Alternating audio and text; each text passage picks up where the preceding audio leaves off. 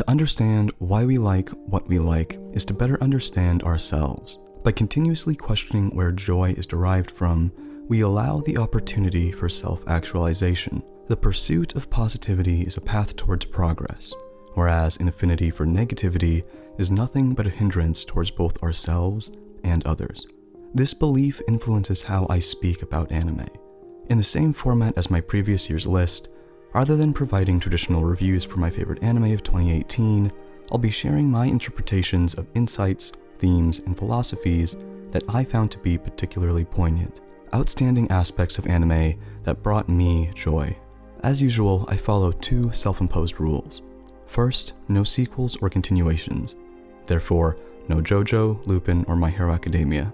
The purpose of this list is to celebrate new anime, not validate already established series. Second, anime that either are or feel incomplete are not eligible. Anime like Kaze ga Tsuyoku Fuiteiru, Galactic Heroes, Slime, Piano no Mori are part of a much bigger picture, and attempting to justify their value over a completed series seems insincere. Love is not found, it's created. Love may be a universal construct, but the nuances and peculiarities of our emotional response to those who we share affection with is unparalleled. The love we harbor within ourselves is uniquely our own. Yet we treat this vast and enigmatic force as nothing more than a trivial term for expressing adoration. We would rather find solace in a superficial understanding of our emotions than experience feelings of insecurity invoked by our intentional ignorance. Love is both our strongest desire and greatest fear, as it demands vulnerability. One cannot expect to comprehend the complex nature of love on a deeper and more individualistic level without first revealing the entirety of oneself. It's for this reason that we must confide in others to better understand our own outlook on affection. Processing emotions in the confines of our own mind can result in developing false dichotomies as a result of our singular perspective on already ambiguous philosophies. Humans are far more adept at analyzing, interpreting, and critiquing others than we are ourselves. Removed from inner turmoil, with unclouded eyes and an accepting disposition, we're able to draw out and absolve each other of our anxieties. In turn, we learn and grow closer to developing our own definition of love. Love is limitless. No two interpretations are the same. Some regard love as a gentle memory, while others an uncontrollable authority, evoking disdain, longing, or regret. In spite of the infinite attitudes towards varying types of love, at least one commonality is shared between them. All love is sacrificial. Whether it be time, attention, or our life itself, love is granted to those who give. And the more we give, the more poignant it is when those who we adore disappear from our lives. Violet Evergarden is a story of coping. A story about learning how to live in a world where love has been taken away from us, and how to continue living after having denied people of their love. After having given so much of ourselves to another, feeling as if we've lost a piece of our humanity once they're gone is inevitable. Life is spent searching for something to distract us from our innate sense of seclusion, someone to fill the space in our heart that leaves us feeling incomplete. An inherent desire to love perpetuates our craving for connecting with others emotionally. Captivated by the allure of intimacy, we're compelled to bond with others in hopes to comprehend our genuine self. Empathy is an avenue that leads us down the pathway towards self-love. Dressed in business attire, disguised as someone with socially acceptable hobbies, we've relinquished our authenticity for a lifestyle conducive to our interests. We've adopted a second, disingenuous persona in an effort to appear normal. It's easier to suppress our obsessions than it is to justify them, so we simply pretend as if they don't exist when in the company of others. This concealment of personality is not done out of shame or fear, but convenience. The nail that sticks out gets hammered down, and we've experienced the discomfort of being flattened by the ignorant one too many times. Instead of subjecting ourselves to the stigma attached to those who watch anime, we temporarily abstain from individuality.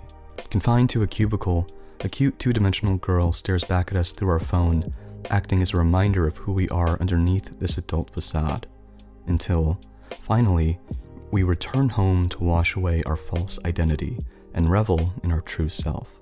Otaku hobbies are inherently individualistic. They consist of seclusionary activities done within the comfort of one's own home. So, to encounter one of our own in the wild is, understandably, rare, meaning that when these meetings do occur, an intimate bond is immediately formed. Relationships originate from relatability, mutual understandings of shared experiences. However, the appeal of Wotakoi does not solely lie in the relatability of its characters. Rather, the intrigue stems from watching these characters process how to relate. Otaku, after having learned to function in society by feigning interest in the popular pastime of our peers, must uncover the nuances of nurturing newfound relationships. Familiarized as a genre more so than a feeling, romance amongst otaku is, like all romance, needlessly complex. On one hand, when two socially awkward individuals interact with one another, misconceptions are bound to arise. Prolonged time spent engrossed in fictional worlds and niche corners of the internet have left us with peculiar personality quirks. Whether it be an unusually stoic disposition or inability to contain your enthusiasm, nerdy couples are faced with their own unique difficulties that can manifest in surprisingly common forms. Contradicting areas of interest, a misalignment of taste, opposing outlooks on acceptable behavior in public. Difficulties aside, we persevere, because trivial frustrations are eventually endearing, whereas all too familiar feelings of loneliness are not something anyone wishes to revisit. Having spent years living in emotional isolation due to a hobby that promotes antisocial behavior, a natural desire for human connection is inevitable. Being given the opportunity to regularly share a secretly defining aspect of your life with someone else. Engaging in activities you spent your life doing alone, now with someone else beside you, is more than anyone could ever want. Like light and shadow, the dichotomous relationship between comedy and tragedy is interdependent. One cannot exist without the other. Unlike the majority of our media that either follow a predictable pattern of tone shifts or maintain one dominant tone throughout, reality is a fickle amalgam of ever-changing emotion. Feelings are fluid, and rarely do incidents result in a singular emotional response. One who is overjoyed is likely to experience pangs of sadness, knowing that this moment of extreme elation is ephemeral. Instances of devastating depression can be interrupted by unsympathetic occurrences of everyday life. The world is indifferent towards our emotional well-being and oblivious to the concept of empathy. Hinamatsuri's heartbreaking hilarity lies in its ability to simultaneously showcase stupidly superficial humor alongside genuine and compassionate characterization, exemplifying that tone is not defined by genre. We are the ones who dictate tone. We can transform traumas into lighthearted jokes and laugh despite living in a world filled with poverty and homelessness. It's through living in darkness that we're able to find the light. During the parts of our lives that feel as if we've been dragged down to our lowest point, all we can do is laugh. Laughter is the solution for circumventing despair. But to treat joy and misery as entities that can't concurrently exist is a romanticized and disingenuous representation of the human experience. We all experience the same emotions, but the way in which we choose to embrace them determines whether we perceive an event as comedic or tragic. As we grow older, the passage of time quickens. The moment this phenomenon is perceived, we find ourselves trying to grasp the youth slipping through our fingers. Before we know it, days filled with new experiences vanished and have been replaced by routine. Go to work, order the usual meal, mindlessly check the same websites. Monotony may not result in profound happiness, but there's comfort in complacency. A somewhat tedious career with a steady paycheck is more reassuring than chasing a dream job with questionable financial prospects. By conforming to societal expectations, we can effortlessly ease into a state of mental dormancy, comforted by the notion of a life free from risk and ambiguity. But a soul is not so easy to silence. A voice resounds within ourselves, yearning for us to nourish our subconscious desires. The clock is ticking faster, and with each passing minute, a fear grows stronger within us. A fear that if we don't move now, we will become a slave to the mundane. A fear that we'll miss the chance to discover our true self.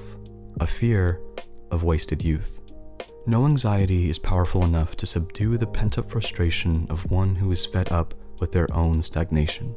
Eventually, we have to do something. anything to perpetuate personal gratification. Regardless of what you do, no matter how outwardly outlandish, simply doing anything that challenges the norm is a step towards better understanding yourself. Adversity is required for growth, and perhaps the greatest hurdle is simply letting go, relinquishing the familiar to allow opportunity for the unfamiliar.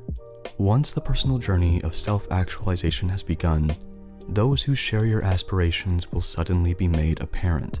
Hiding within the masses are countless individuals with unfulfilled dreams, plagued by echoes of excuses. One by one, as if magnetized by a mutual longing for change, they will emerge, and friendships will instinctively form, because a goal as immense as happiness cannot be achieved alone. Relying on the strengths of others to compensate for our weaknesses while doing the same for them in an effort to attain prosperity is the quintessence of human nature. We spend our lives trying to find happiness, and in order to do so, we must confide in others and push ourselves to what feels like a place further than the universe. I've already voiced my thoughts on the themes of Devilman Crybaby. If I were to repeat them here, I would be presenting nothing more than a diluted version of a previously released video. To those of you who haven't seen that video, a link will be posted in the description. But if I were to say one thing about the series here, it would be this. Devilman Crybaby is arguably the most different anime of the year. And for that merit alone, I consider it to be worth watching. Anime is saturated with unoriginality, and I'd rather watch a unique failure than an unimaginative success. This is normally where I'd leave you with a heartfelt sentiment about the emotive capabilities of anime. But in an effort to release this video before the end of the year, I thought I'd take the simpler but equally important route and just say thank you. I have a difficult time articulating my thoughts, so to hear that my words have been resonating with so many of you has been a huge relief. I honestly don't know what my channel will bring in the future, but I hope that whatever it may be will advocate positivity and stimulate contemplativeness. Thank you, again, for allowing me to share my passion with you.